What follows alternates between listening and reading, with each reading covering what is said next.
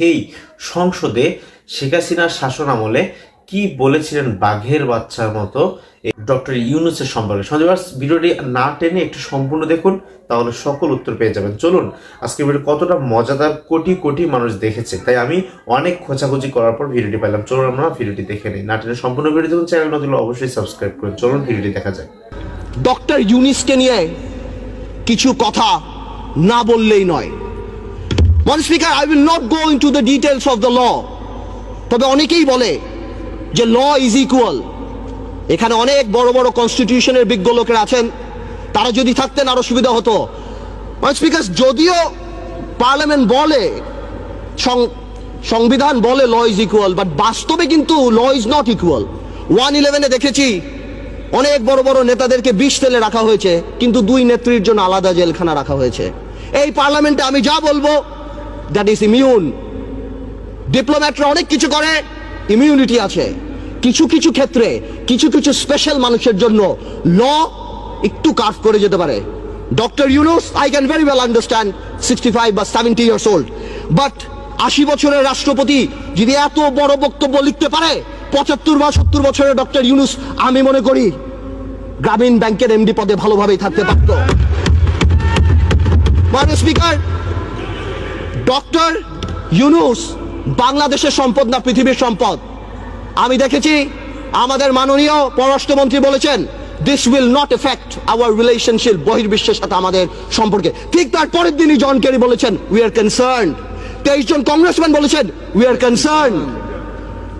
বহির্বিশ্ব phone উঠে ঝগড়া করবে না, এটা তাদের diplomatic language, that we are concerned, we are looking into the matter. Doctor Yunus আমাদের মতো না। আমার ফোনে সবচেয়ে বড় ভিআইপি ফোন করে জয়নাল আবেদিন ফারুক সাহেব, আর ডক্টর ইউনূসের ফোনে ফোন করে হিলারি ক্লিন্টন। মনে রাখতে হবে সে কোথায় উঠে গিয়েছেন। ডক্টর ইউনূসের এই ব্যাপারটা অ্যামিকেবলি সেটেল করা যেত। আই হ্যাভ উইটনেসড ইট। আমি নিজে দেখেছি বিবিসিতে হোয়াইট হাউস স্পোকসম্যান বলছে we are deeply concerned, this is Yunus allergy. আমি জানি অনেকে বলতে পারবে এটা আমাদের সার্বভৌমত্ব, আই ক্যান আন্ডারস্ট্যান্ড এটা আমাদের সার্বভৌমত্ব, কিছু একটা ব্যালেন্স নিড টু বি ড্রন। এখন সার্বভৌমত্বর সাথে ব্যালেন্স, এখন গ্লোবালাইজেশনের সময়, কালকে বাংলাদেশের বিপদ হচ্ছে, আমরা তাদের কাছে যে হাত পাততেছি, 2 নেত্রীর মনোমালিন্য হচ্ছে, নির্বাচনে যাবো কি যাবো না, আমেরিকান এম্বাসির দাওয়াতে ভিড় লেগে যাচ্ছে, এখানে ভিড় লেগে যাচ্ছে, আর যখন কোনো কিছু হচ্ছে তখন কি বলা হচ্ছে এটা আমাদের সার্বভৌমত্ব ব্যাপার। এটা সার্বভৌমত্ব ব্যাপার না, এটা পার্সোনাল ভেন্ডাটার ব্যাপার। সংসারের কথা আসতেছে, excuse me, I would appreciate if you let me finish. Yes, please, uninterruptedly. Thank you. Understand it? Yes, you should know it. আমি আরেকটা কথা বলতে চাই। সন্ত্রাসের কথা আপনি বলেন, একটা চেইন অফ কমান্ড থাকতে হবে।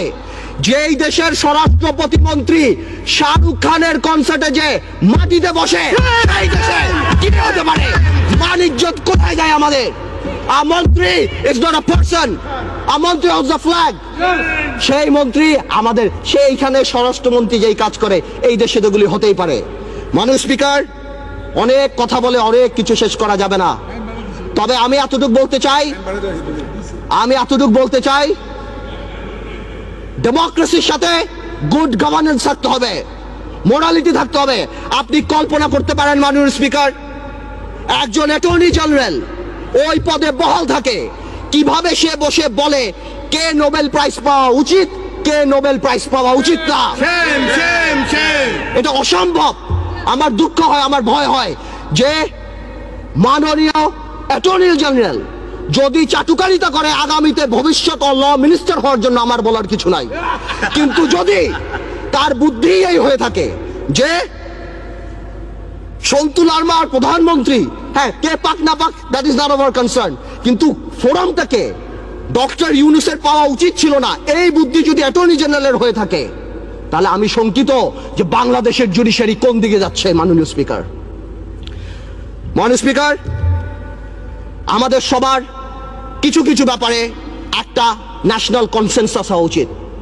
নতুন প্রজন্মের রাজনীতিবিদ হিসাবে আমি এতটুকু ক্লিয়ার করে বলতে চাই, শেয়ার মার্কেট আওয়ামী লীগ বা বিএনপির প্রবলেম না।